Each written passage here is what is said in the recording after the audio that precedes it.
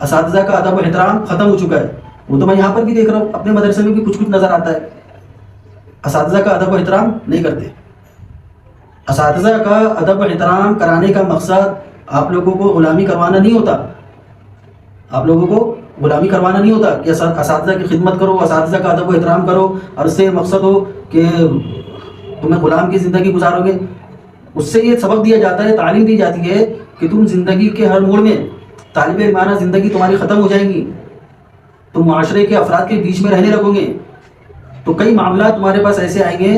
یہاں پر اساتذہ کی خدمت کروا کے اس بات کا درس دیا جاتا ہے کہ تم اپنا رہبر متعین کرو، اپنا رہبر بناؤ.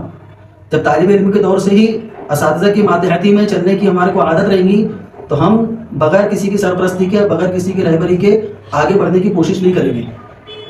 اس لیے وہ علماء اکرام جو طالب علمانہ دور سے ہی اساتذہ کی خدمات، ان کا ادب و احترام، یہ ساری چیزوں کو ملحوظ رکھتے ہوئے زندگی گزارتے ہیں، جب وہ پریکٹیکل لائف کے اندر آتے ہیں، معاشرے کے افراد کے بیچ میں جب آتے ہیں، مدرس بنتے ہیں، خطیب بنتے ہیں، کسی مسجد کے امام بنتے ہیں، اور پھر ان کو جو ہے معاشرے کے افراد سے، ان کی باتوں سے دوچار ہونا پڑتا ہے، حالات سے دوچار ہونا پڑتا ہے، تو یہی اساتذہ ان کی سرپرستی کرتے ہیں.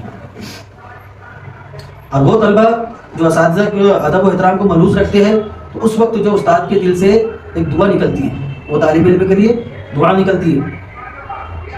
ہمارے درسی ساتھیوں میں کئی ساتھی ایسے تھے جو ذہنی طور پر کمزور تھے، ذہنی طور پر کمزور تھے، ان کو سبق یاد نہیں ہوتا تھا، جلدی کوئی چیز یاد نہیں رہتی تھی.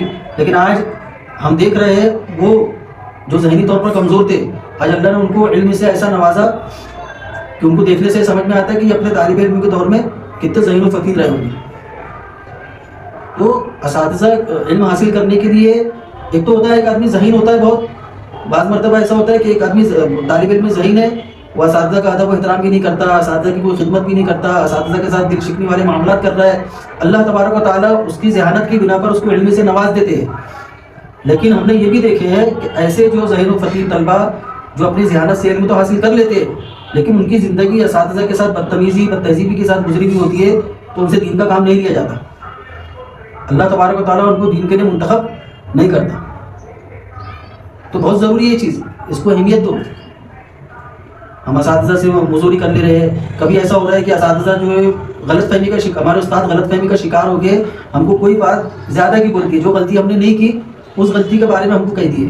بھائی وہ بھی انسان ہے، وہ بھی انسان ہے، ان سے بھی غلطی سرزد ہو سکتی ہے. تو اس وقت اچھے طالب علموں کا کام یہ ہے کہ قاری صاحب میں جو ہے مجھ سے غلطی ہو گئی، میں آئندہ یہ کام نہیں کروں گا.